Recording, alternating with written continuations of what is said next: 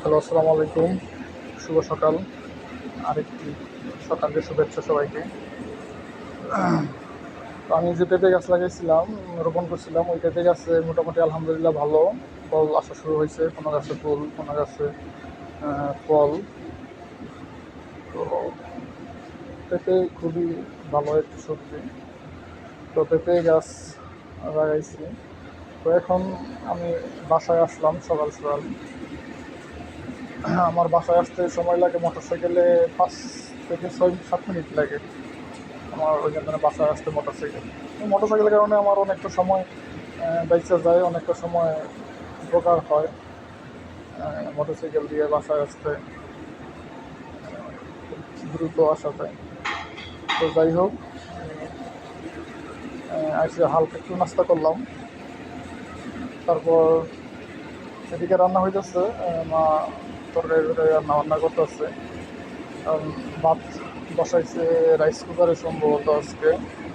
Rice কুকারে ভাত রান্না করলে এইদিকে খুব অল্প সময়ের মধ্যেই ভাত হয়ে যায়, এবং ভাতের পাশাপাশি অন্য জায়গায় দুইটা তরকারি রান্না করতে বেশি সময় লাগে না। দুইটা তরকারি করতে যা সময় লাগে এতটুকু। আমাদের সকালে আর কোনো রান্না বান্নার কোনো চাপ নেই, কোনো কাজ নেই।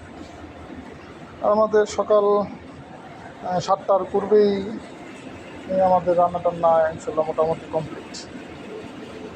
আজকে কিছু টাটকা শাকসবজি কিনলাম। আমাদের পাশে ওনার বাসা, উনি আইসা সবজি দিয়ে গেল।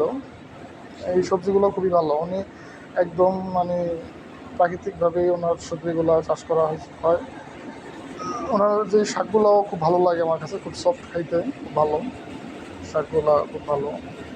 এই শাকগুলা আমার কাছে খুবই ভালো লাগে। এটাকে আমরা বলি গ্রামের ভাষায় ডাঁটা বলি, অন্যরা অনেক কিছু বলে, দাঁড়া বা ডাঁটা।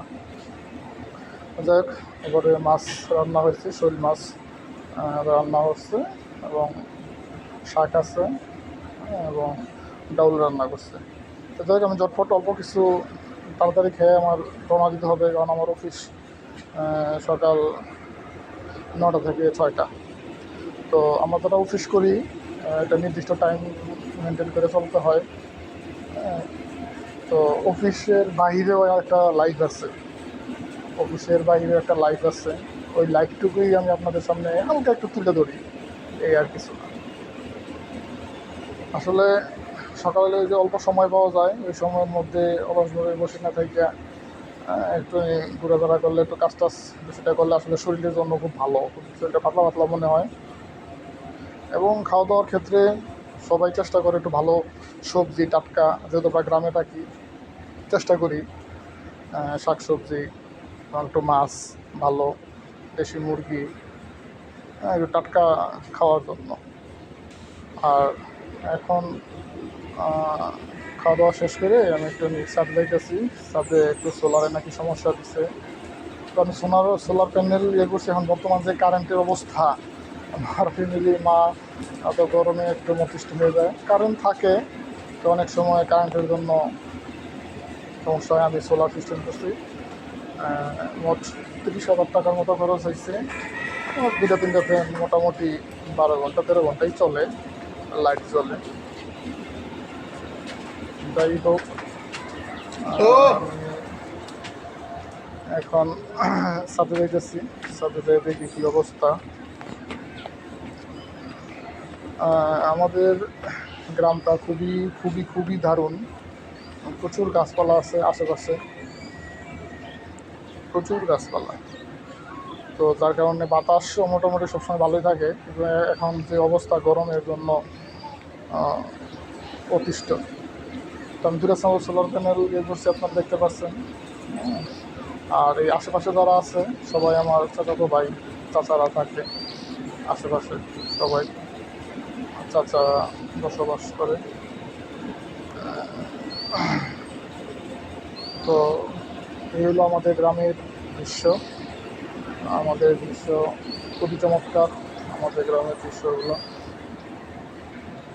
নারিকেল গাছ আছে, ইচ্ছা করলে ছাদ থেকেই পারা যায় নারিকেল। ডাব নারিকেল আছে। এটা আমার ছাদের একদম পাশে, দোতলা থেকে ধরা যায়। তো যাই হোক, আমাদের দোতলা ছাদ দেওয়ার কারণে আমাদের নিচতলা খুবই ঠান্ডা থাকে, মোটামুটি অনেক ভালো থাকে। এদিকে সোলারটা চেক করলাম, সোলারটা ভালো আছে কিনা, ঠিক আছে কিনা একটু চেক করলাম। সোলার মোটামুটি খুব ভালোই আছে। আর একটু সোলারটা ভালো করে বসাই দেবো, কারণ যে ঝড় তুফান আছে, ঝড় তুফানে সমস্যা হতে পারে। দুইটা প্যানেল করছি আমি, 100 ওয়াট 100 ওয়াট 200 ওয়াট।